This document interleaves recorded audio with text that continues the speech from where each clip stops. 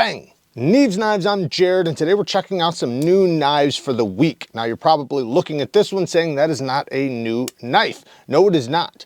But Urban EDC has some brown micarta versions.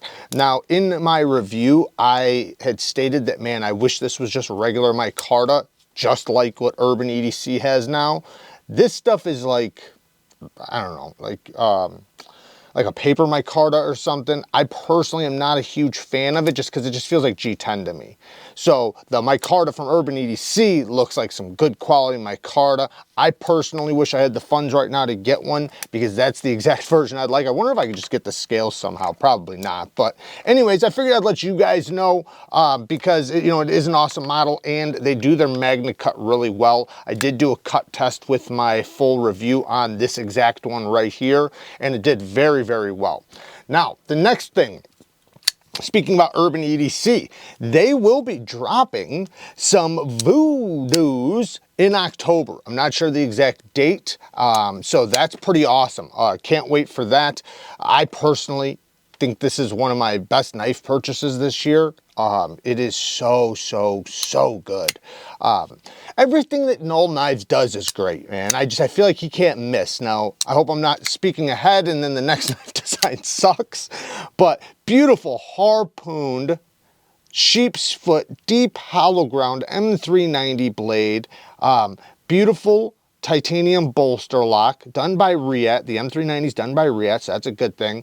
I love this micarta. Actually, this micarta is kind of similar to the one that's going to be on the Maverick. Fantastic access to the lock bar with great texturing, super duper smooth. And then these thumb studs are like the cherry on top because they can be deployed from any direction super comfortably. And you still have that little window there that's also very easy to flick. The ergonomics are perfection. I personally love this style of ergonomics, and I speak about it all the time. Slim to thick, and it just, man, it works. And yeah, this is absolutely a gem, 100% gem. So the middle of October or sometime in October. Next is a pre-order knife. Now, I have to admit right off the bat, there are some things I really like about it, but there's just one thing that just makes it a no-go for me. Now, the blade shape, I love the blade shape. Beautiful blade shape, M390, love that swedge. This is a very, very useful blade shape. Now, the ergonomics are also pretty good. I believe, I'm not 100%, but it looks like it's OEM'd by KANSEPT. The inlay work is pretty decent. The clip is pretty good. I'm happy with that. Nice backspacer, hidden lanyard pin, good access to the lock bar. A little bit sharp, but still decent access. The part that I can't get past is this flipper tab, man. It is way too small. I have to hook it, and if I put any pressure on that lock bar, I'm gonna skip off of it and it hurts. So you gotta be very intentional with this flipper tab. There's nothing comfortable about this, and I don't like that, especially in today's knife market where we have such comfortable action, comfortable flippers, comfortable thumb studs, comfortable everything. This just, man, I feel like I'm hooking it. I feel like I'm gonna slip. If it just popped out ever so slightly, and in the open position, it wouldn't be that bad. It'd only be out like this far, and then add the same jipping that's here onto the, the spot where your finger will go, that would make it all the better. It really would. So in that case, maybe I would be behind it, but as far as the way it stands now, I personally wouldn't buy it. So, I can't sit here and recommend it if I wouldn't. It's just, like I said, it's kind of annoying. It really is. And the more I do it, now, if you don't care about action whatsoever, you just want to make sure it deploys, you don't fidget with your knives or care in any way, shape, or form about the deployment, then maybe it'll be right up your alley. But for me, yeah, it just, the more I flick it, the more annoyed I get. I'm also confused why this corner was left there and not just cut off. It doesn't really bother me, but I mean, I guess it kind of does if I try to. Yeah, if I push up right there, yeah, that actually pokes me pretty damn good. Maybe they're already planning on cutting it off, since this is, prototype. So you know, it could be something to where that, you know, they're having little subtle changes. I'm not 100%. I didn't see anything in the notes about anything being changed, but I'd definitely cut that off. I hate to hurt this guy's pre-orders. He's only doing 100 of each version. I think that's what it is. It might be more, something like that. And then they're not going to be, you know, made anymore. So there's only going to be so many made. So for the people that do want it, you know, it is going to be limited. But personally, it just wouldn't be one for me. Next is actually the new blade shape on the Vasteed Raccoon. So we have a sheep's foot. Now, I'm going to tell you why this is actually even more useful than this one. Now, this technically is like my favorite blade shape, but hear me out. Look at the taper on the edge compared to the spear point. You can see how the spear point has a much bigger belly, right? This has a much straighter edge and a slower taper. So that's going to allow you to kind of catch and do longer cuts. Also, the utility cuts are going to be slightly better. Now, the utility cuts are still great with this one, and this one still cuts really good. And if you already have this one, you probably don't need this one. You know, unless if you just want a sheep's foot version, but it is really good. You can choke up nice and tight to the edge. The Raccoon's been one I've been screaming about since it came out. I think it's a phenomenal knife design. I think they tuned the detent really good with their crossbar lock. They did a great job with their crossbar locks. Nice sharpening tool and plunge grind, perfect sharpening tool and plunge grind. 14C 28M blade steel. They did put a really good edge on this. The ergonomics are really good. The clip is a deep carry clip that's inset with flat screws and reversible and very comfortable in the hand.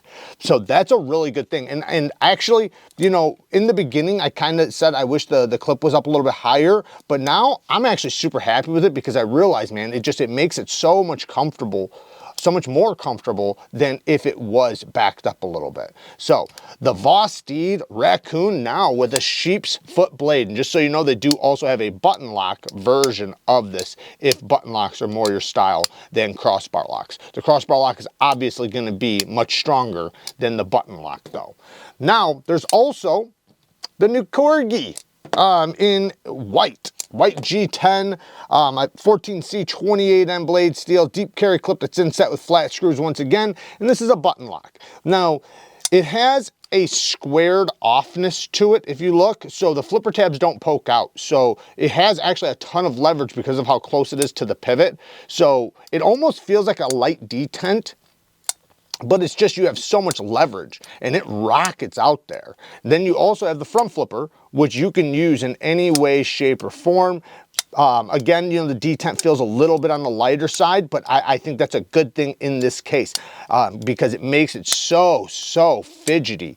And, you know, because of the position and everything, you wouldn't want a strong detent with this type of deployment. You know, there's just, it's too close and you have so much leverage. But really good action. Spear point blade, once again, love this, or it's more of a drop point. Let's say drop point. Drop point blade, beautiful geometry. Sharpening tool and plunge grind could be a little bit better, but the ergos are super, obviously, universal. You can use it in any grip and it is the exact same in every grip. So that's a beautiful thing because it makes it to where it's going to be that much more useful in a variety of hands. So, and variety of tasks. So awesome knife. And this does come in different color options and everything. You got the hidden lanyard back there. But yeah, the blade sits perfectly inside the handle too. So, you know, when it's in the pocket, it's super slim, super light. Next, the Jack Wolf Pioneer is available right now. Now, I don't know all the versions that are left because these are going pretty fast. He's got some new versions, so I'll have everything linked down in the description. There is still some left. I'm just not sure what versions, but I'll try to link a couple different sites to make sure you guys can get the most variety possible.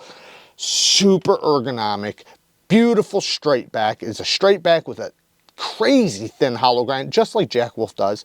S90V, perfect sharpening notch. You'll get tons of sharpening off of that, especially with such thin geometry. This thing's like 8 thousandths behind the edge or something like that. Titanium full bolster, but they do have the real bolster versions. This one's the jig boned, which sounds amazing. with the walk and talk. This thing has a lot of pop to it.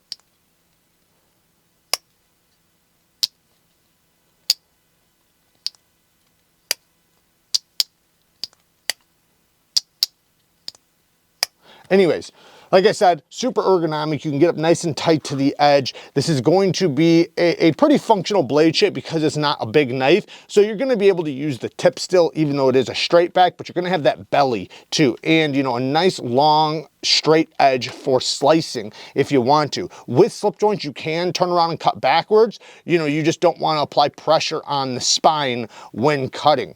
But all in all, man, Jack Wolf knives are hands down the best slip joints I've personally experienced.